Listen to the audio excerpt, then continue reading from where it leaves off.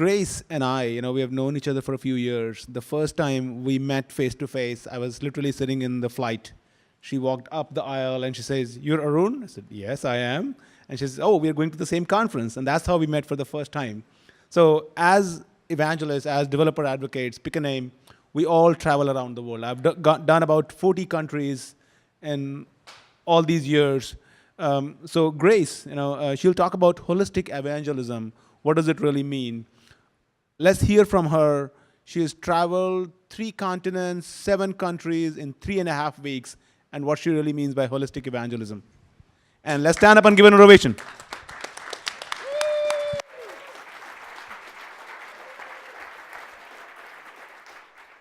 Can you guys hear me in the back? Is this on? Working? Can you guys hear me in the back? Raise your hand if you can. Yay! Awesome. In case you were wondering, I am, in fact, Grace Francisco from San Francisco. No joke. I grew up here. This is my town. So much so that there's also a Grace Street and a Francisco Street. They don't actually intersect like they do here in Chicago, sadly, very sadly. And since, of course, we're talking about holistic evangelism, I had to put in a church photo here. And this is the Chapel of Grace within Grace Cathedral in San Francisco. And I did, in fact, get married there. So that makes me Grace Francisco from San Francisco, married in the Chapel of Grace in Grace Cathedral in San Francisco. Now that you need to try to get that out of your head, let's take a quick poll. How many of you have been practicing evangelism for a year or less, or aspiring to be an evangelist? Awesome, thanks, hands down. 2 years or less. Okay, hands down, and then 5 years? 5 years? 10 years or less? Some vets? Awesome. Anyone over 10 years? Cool. All right. Let me take you on a quick trip down memory lane. I started in evangelism in 2004. Kind of scary. At Microsoft, of all places, where we already had a global organization of evangelists. At corporate, we were about 100 some odd people. Worldwide, we were in the thousands. I ran a number of different initiatives there. My first role was, of course, as a technical evangelist. It was when Visual Studio Team System was about to come out. Their whole focus was around just Visual Studio, the IDE, and suddenly we had to approach the enterprise, and so I came in to be one of the first evangelists for that. And then I moved around for another 8 years in a variety of different roles, including my last role was to work with open source communities. That was probably one of my toughest jobs in the last 2.5 years. Imagine going to an open source community as a Microsoft evangelist. The first remark would not surprisingly be, "What the fuck are you doing here? You're with Microsoft." I spent a lot of that 2.5 years winning them over, and by the end of the 2.5 years, I'm happy to report that we were a welcome member of those open source communities that we were participating in. It was a really tough job. After Microsoft, I left, and then I went to Intuit for some time, as well as Yodely, which is a fintech company, and ran developer initiatives there. And for the last 2 years, I've been working at Atlassian, building up a net new team of developer advocates and bringing the discipline of evangelism to Atlassian. So I just realized recently that this June will be a remarkable 12 years for me in evangelism. So either I'm just ridiculously lucky, as ridiculous as my cat reading a book about ridiculous of my children, or I'm a glutton for punishment, depending on how you look at that. So, are you practicing holistic evangelism? How many of you have been asked while you're traveling or going somewhere, are you the religious type of evangelist? I have multiple times over the years.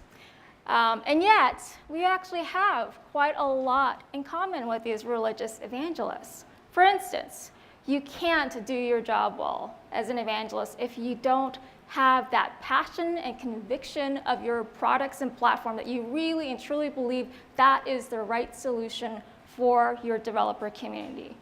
It will show if you don't believe in that product. So you have to have that passion and conviction, just like a religious evangelist does. And yet we have so much more in common. We have to really genuinely know our audience, just as religious evangelists need to know who their congregation is, what that makeup is. Not every congregation is the same. We serve a developer audience, and yet we have the same problem. Not every developer audience is the same. Now, these are sort of arbitrary labels that I've put up here just to give you a sense for the really broad spectrum of developers that are out there, whether it's by skill level, right? Or by their specialty in the stack, or the language that they identify as their specialty. Whatever that practice is, or verticals in some cases. I'm a fintech developer. That's meaningful, and you should know where your tools and products have the highest affinity, because there is probably a developer event every single day of the year somewhere in the world. You can't go to all of them. IDC reports 18.5 million developers are out there in the world. You are not going to see all of them at an event. So prioritizing who your audience really is, where you have the highest affinity with that audience is really important. So now, assuming you figured out who your audience is, where your tools are going to really resonate, now you got to figure out how to work with that audience.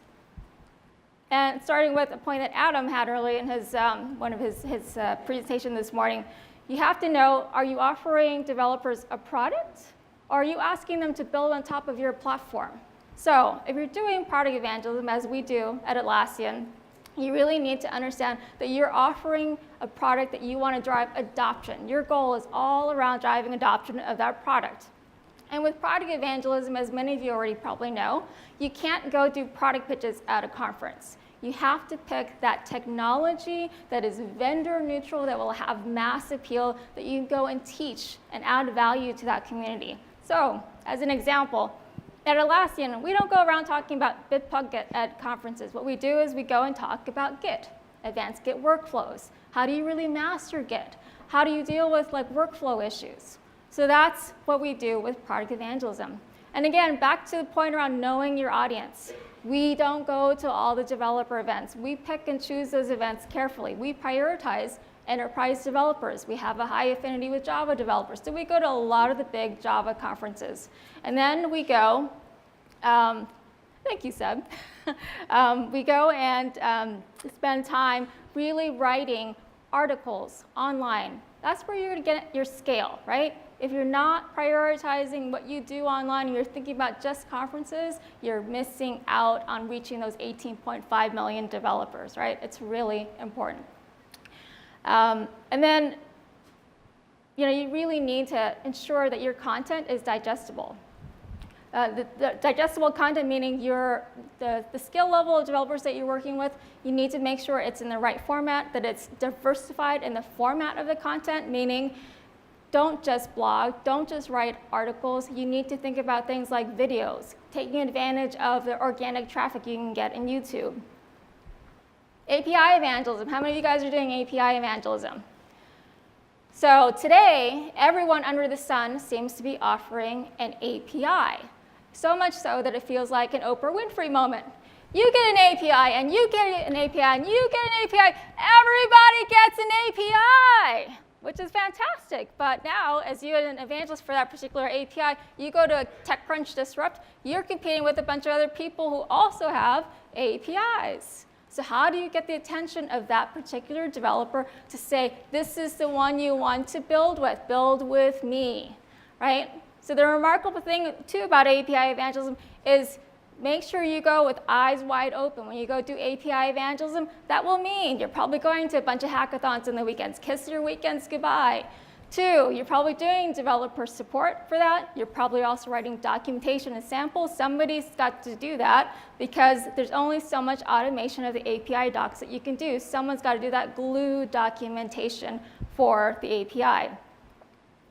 The other thing you need to do is to really prioritize how you reach them. How many of you have developer portals? Awesome. If you don't have a developer portal, you're really missing out on engaging with the audiences that are coming to you. My first developer portal was working on Channel 9.